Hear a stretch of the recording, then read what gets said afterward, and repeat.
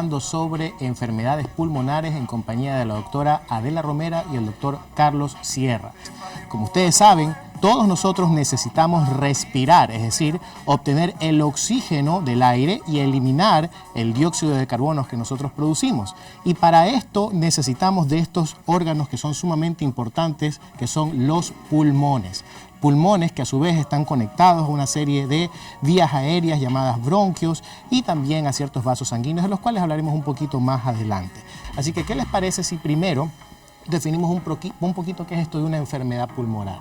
Adela, ¿qué tal si le explicas a nuestros amigos televidentes, cuando hablamos de enfermedad pulmonar, qué involucra eso? Es como un poco árido el tema, ¿no? Es bastante amplio, hay muchas cosas que pueden afectar a los pulmones. Claro que sí, es un tema amplio y en realidad podríamos decirle enfermedades broncopulmonares, porque justamente afectan tanto la vía respiratoria, los bronquios, que es la vía de entrada, como el parénquima pulmonar.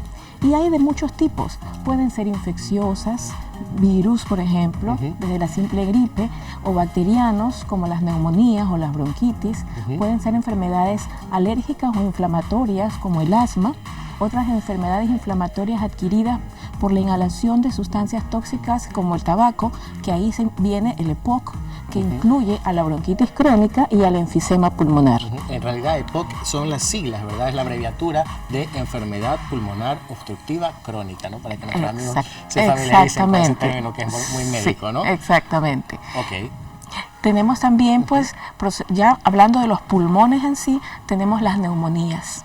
Las muy conocidas, pues, neumonías que se presentan a cualquier edad, mucho más graves, sí, obviamente en personas mayores o personas que tienen susceptibilidad o por defensas bajas, como pacientes con VIH, pacientes con diabetes o pacientes con insuficiencia renal, que tienen una neumonía o pueden presentarla, pues ya tienen síntomas mucho más severos. Correcto.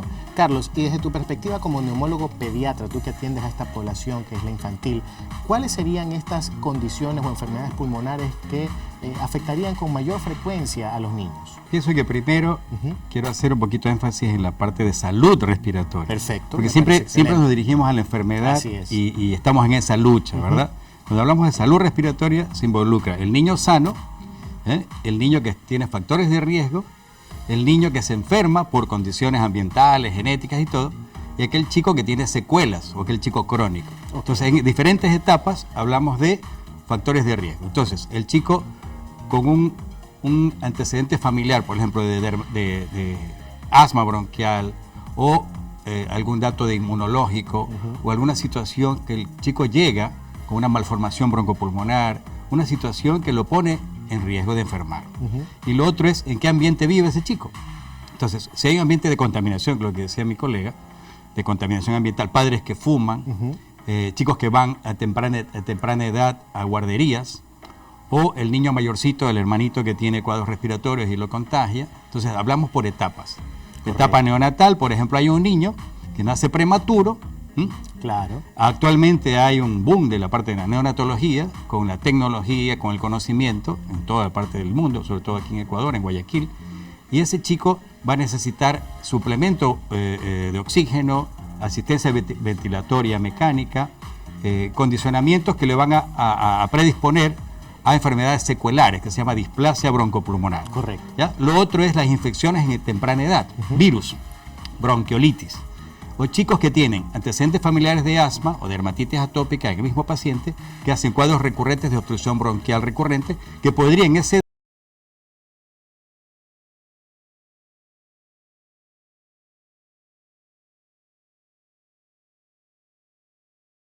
hereditarias, digamos, de condiciones como disquinesia ciliar o enfermedad de cilios inmóviles, y lo que se hace referencia a accidentes, lesiones, aspiración de cuerpo extraño en el niño pequeño. Correcto.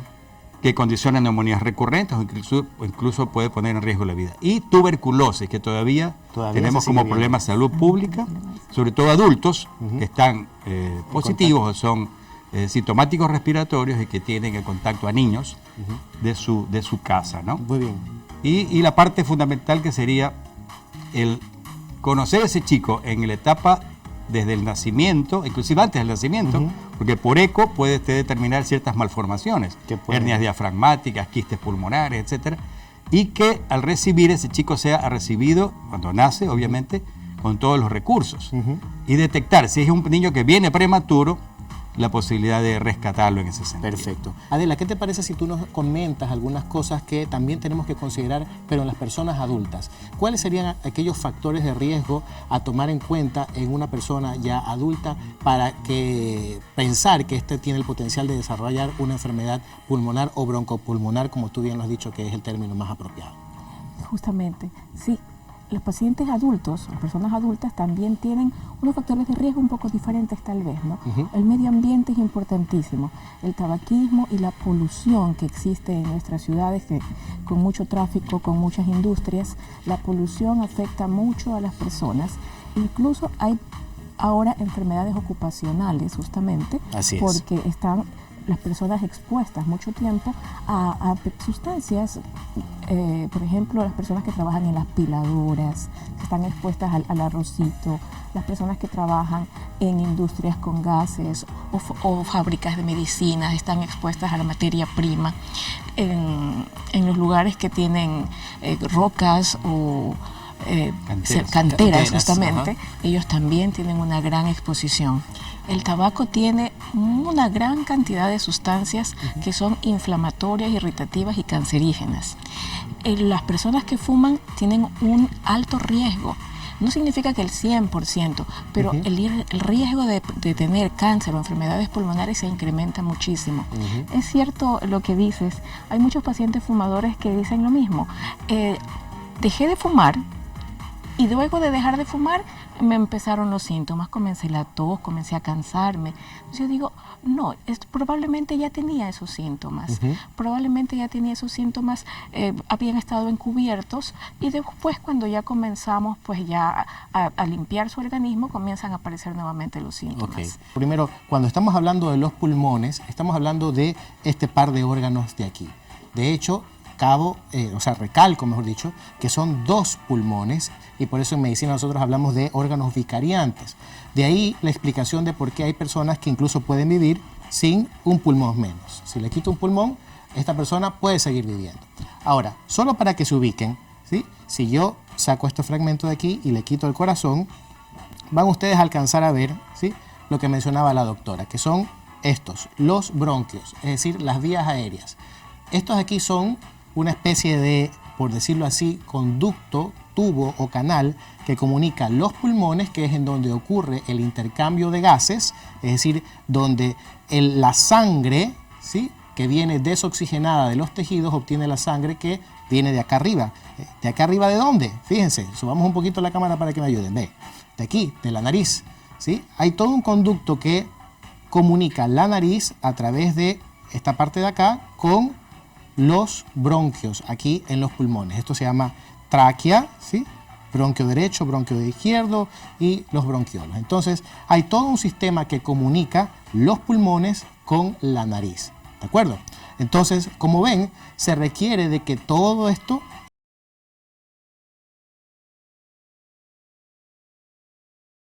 nuestra sangre. Si nuestra sangre no está apropiadamente oxigenada, pues nuestras células no van a producir suficiente energía. Por eso, uno de los síntomas cuando una persona tiene una enfermedad respiratoria puede ser pues esta sensación de cansancio. No siempre lo es así, pero muchas veces así lo es. Otra importante función que tienen los pulmones no es solo atrapar el oxígeno del aire, sino también eliminar el CO2. Pues al igual que un carro que producto de su combustión genera gases que tiene que eliminar, pues nuestro cuerpo también, gracias a nuestro metabolismo, al producir energía también, tenemos ciertos gases que tenemos que eliminar y el más importante de todos ellos es el dióxido de carbono o CO2. Entonces por aquí nosotros eliminamos el CO2.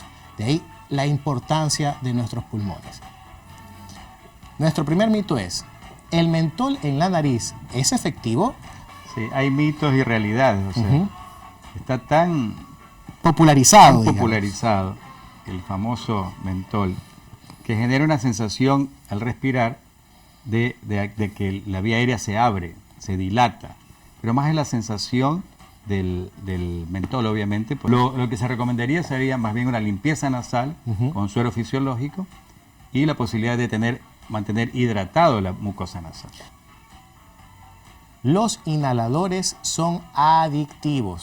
Y justamente se ve este mito, digamos así, en pacientes asmáticos más que todo, porque uno de los inhaladores que ellos deben utilizar es un corticoide, o contiene un corticoide inhalado, que es el tratamiento en realidad del asma bronquial.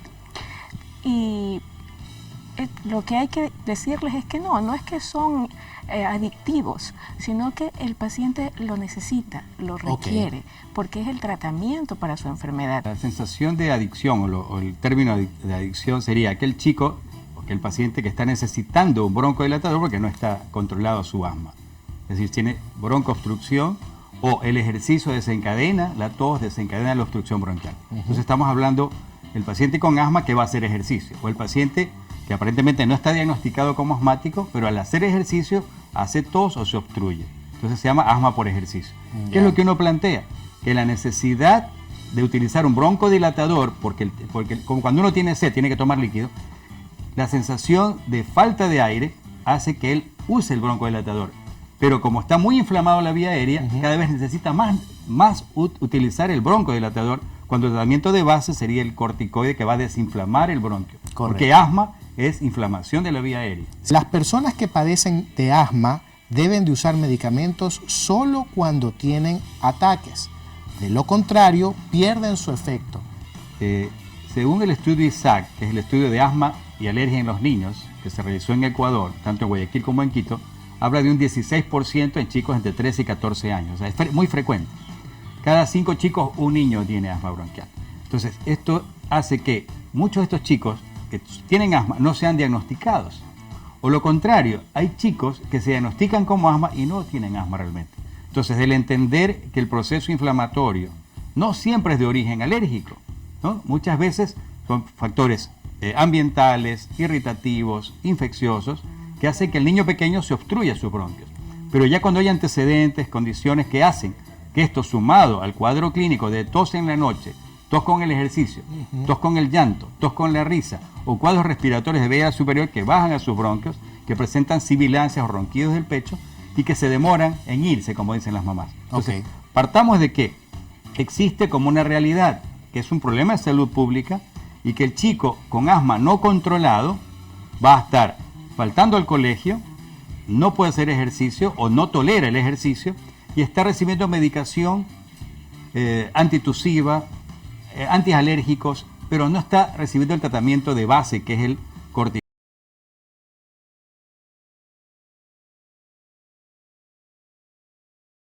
Y un control, es decir, ¿cómo yo evalúo que un chico esté evolucionando bien? Cuando tolera el ejercicio, cuando no se despierta de noche tosiendo, cuando no necesita medicación de rescate, que es el salbutamol en este caso, medicación de rescate, y que no falta a la escuela y tiene una vida normal en el sentido de actividad artística, actividad deportiva, y los padres no faltan al trabajo. Sería una forma de enfocar en forma integral, no solamente desde el punto de vista de los bronquios y los pulmones, sino de todo el chico, el ser humano, ¿no? Su parte emocional, su parte afectiva en relación a la familia, a las condiciones que el estrés puede condicionar, por ejemplo, las exacerbaciones, ¿no? Que sería el tema un poco más de infecciones, contaminación ambiental, la presencia de ácaros o la presencia de aeroalergenos, ¿no? Mascotas, bueno, ahora hay múltiples mascotas, perros, gatos, caballos, ahora la gente que hace hipoterapia, etcétera.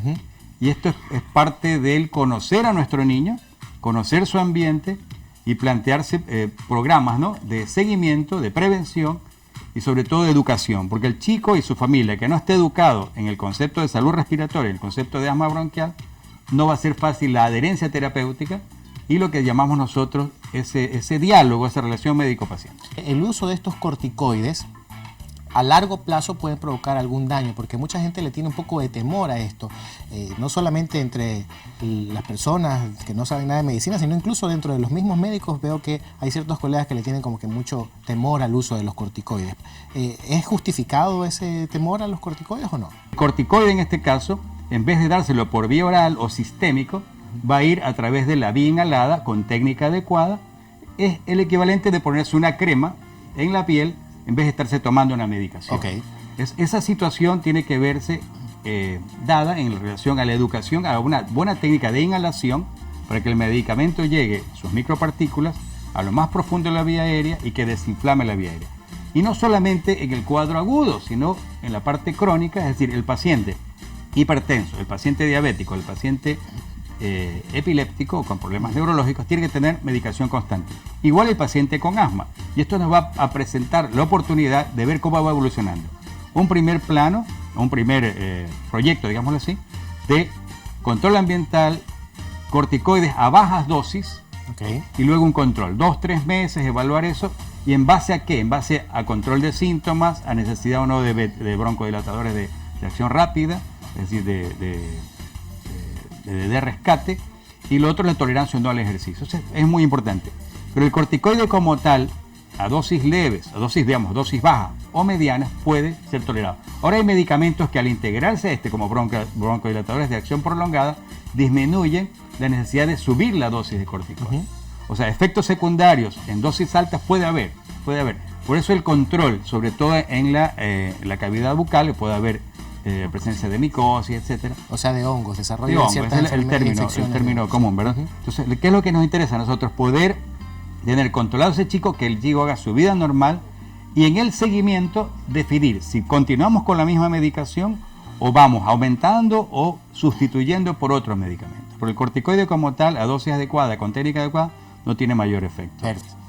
Dice, ¿cómo evitar contagiarme de gripe cuando un compañero de clases está con esta enfermedad?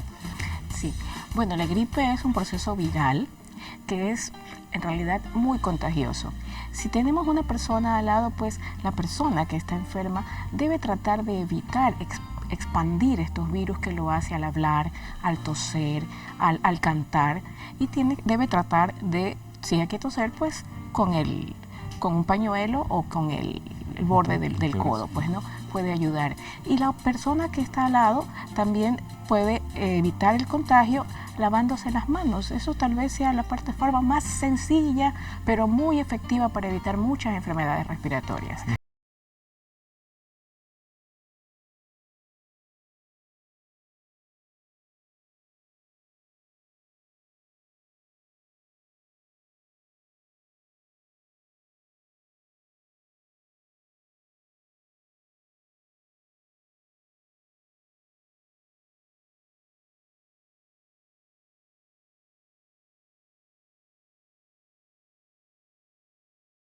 Vacunación contra la gripe.